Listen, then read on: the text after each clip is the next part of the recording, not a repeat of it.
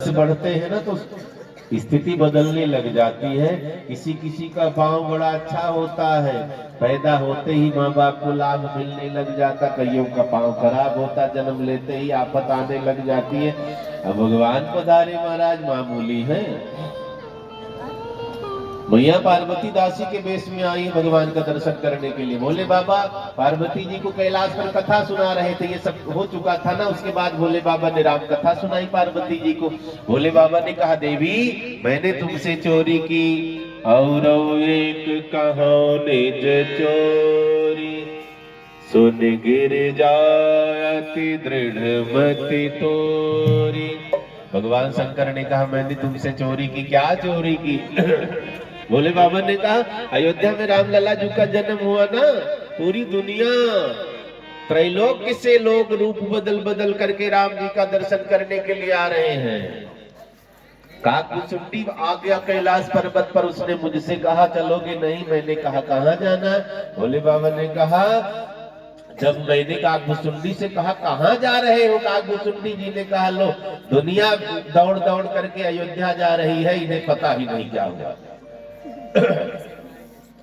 अयोध्या में भगवान पधारे, दर्शन करने नहीं जाओगे? भोले बाबा रोने लग गए। मन तो करता है क्या करूं, कैसे चलूं? काकभुसुंडी जी ने कहा चलो चलते हैं, रास्ता वही खोज लिया जाएगा, कैसे जाना है सब सोच समझ लिया जाएगा। भोले बाबा ने कहा, देवी मैंने तुमसे चोरी की, बिना बताए चले गए। पार्वती जी मन ही मन हंस रही है। पति कितना चतुर हो, पत्नी से चोरी। बड़े चालाक होते कई पति, पैंट सिलवाएंगे तो 3-4 गुप्त जेब लगवाते हैं। कभी यहाँ पैर की बाजू में एक जेब लगवाएंगे, कभी इधर चुपके से जेब के अंदर जेब लगवाएंगे। 200 की नोट इधर, 100 की उधर, 500 की उधर, 2000 वाली तो मानो मोदी ले डूबे हैं।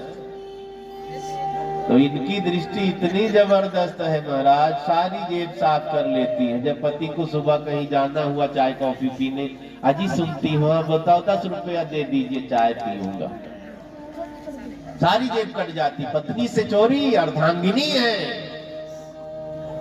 भगवान शंकर ने कहा, मैंने चोरी करी। क्या चोरी करी? काकभुसुंडी और हम तुम्हें बिना बताए अयोध्या चले गए थे देवी। पार्वती जी हंस रही है, हमसे चोरी बाबा, हम तो पहले ही पहुंच गए थे। पार्वती जी ने थोड़ा छुपाव किया है। अच्छा कैसे कैसे अयोध्या पहुंचे? भोले बाबा ने कहा, पैदल पैदल पहुंच गए।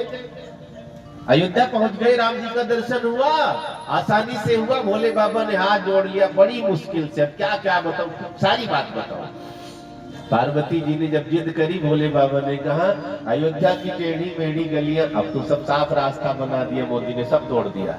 नई स्वर्गद्वार मोहल्ला जो रामपैड़ी है अयोध्या की, उससे टच जो मोहल्ला है, हम लोग इतने दिन से अयोध्या में रहते हैं, अभी उस गली में भूल जाते हैं। जब भगवान शंकर कहते मैं भूल गया, बीती फिरहि मगन मन भूले, भूल गए। एक घर देखा, उत्सव मनाया जा रहा, पहुंच गए। हमने सोचा यही महल होगा। वहां पहुंचे, बड़ी देर तक बैठे रहे।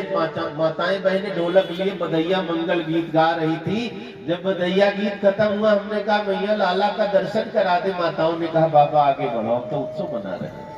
जैसे अयोध्या में राम आ रहे हैं, यहाँ विकास नगर में उत्सव मनाया जा रहा है ना, पूरी धरती में इस समय उत्सव मनाया। अब उस समय क्या रहा होगा विचार करो। इस समय इतनी खुशी है हमारे अंदर, खाली मंदिर में परमात्मा पधार रहे हैं, विग्रह विराजित हो रही है, उस समय कितना आनंद हो रहा होगा। साक्षात मेरे ठाकुर पर आए थे। भगवान शंकर ने कहा, भीतिन फिरहि मगन मन भूले। चंद्रपाल सिंह, सोशल मीडिया, नागरखेड़ी विकास में पानीपत हरियाणा। जरूर जाना, कोई रोके तो चुपके से भोले बाबा की तरह चुरा कर निकल के जरूर आना है राम लल्ला जी का। ज्यादा पैसा नहीं लगता, टेंशन ट्रेन से जाओ 450-500 जाने, 450-500 आने, होगा काम। तो तीर्थ में कहीं रोड पर पड़े रहो, दर्शन कर लो। वहां की तो मिट्टी भी उड़कर सिर पर पड़ जाए तो तर जाएंगे, होटल के चक्कर में नहीं पड़ना। तीर्थों की रज भी संतों के चरणों से टकराई हुई रज, जब उड़ करके हवा के द्वारा हमारे सिर पर, हमारे शरीर पर टच करती है, तो हमें वैकुंठ की प्राप्ति होती है। बोलिए शंकर भगवान की जय। जंगल की रज भगवान के चरणों में लग गई थी, अहिल्या तर गई।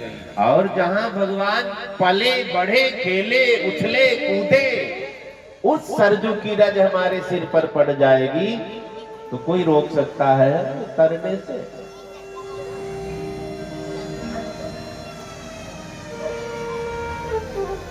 भगवान शंकर ने कहा हम आगे बढ़े, दूसरे घर में उत्सव मनाया जा, बधैया बाजे आंगने में बधैया